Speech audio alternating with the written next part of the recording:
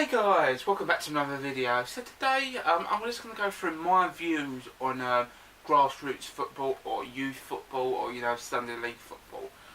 Obviously, if some of you know, I've coached for quite a few years now, and seeing from where I was at Sunday league level, I've worked my steps up, and basically it's just to say where things are growing or where things need to grow.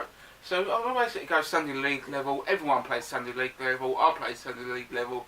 A lot of players played Sunday league level. It's just where you just go and play with your friends with football over the park and, as a team, and it's where you should go and enjoy it.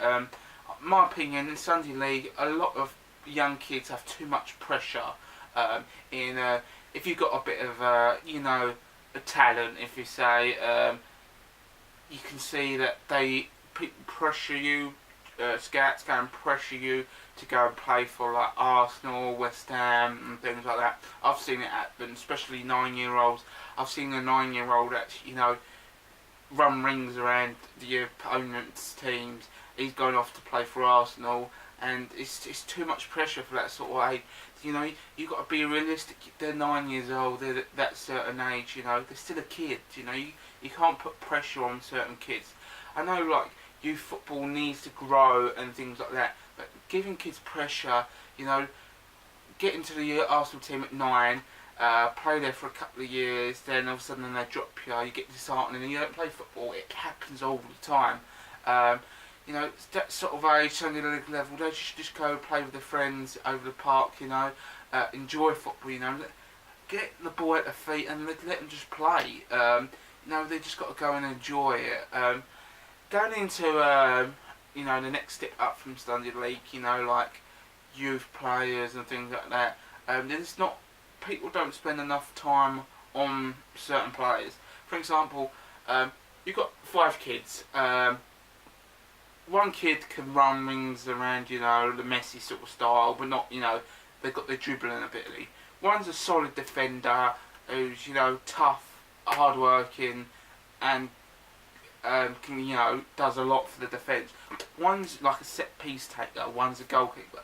But what does everyone look at? The one that does all the dribbling. I've seen it, I'm pretty sure a lot of people have seen it.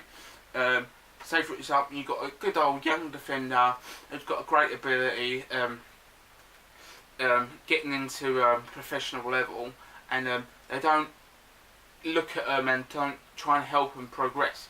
If you go and look at the England team at the moment, you've got too many young players attacking.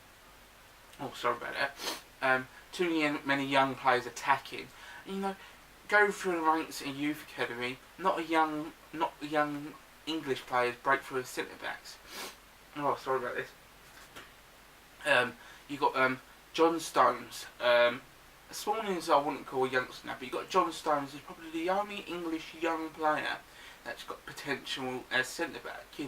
Out of all the 20 teams we've got, there's no one breaking through because there's not enough youth time for players or coaches giving enough time for like centre backs and people them sort of roles.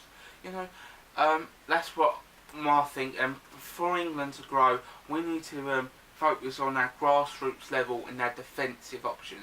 There's always going to be tactics because everyone wants to play up front.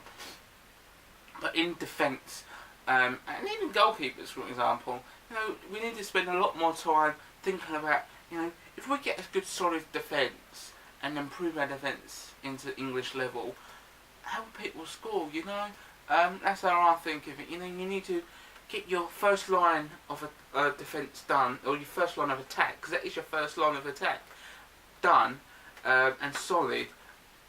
So you're strong and capable of this ability. So we need to take that step further on English level, and for England to go and win a competition, we've got to just really focus on the defensive options. I'm going to leave that video there because I don't want to make it too long and me blabbering on. So if you like this video and you want more this style of video, me talking about grassroots level and improving football, please give it a thumbs up and subscribe if you haven't done, and thanks for watching.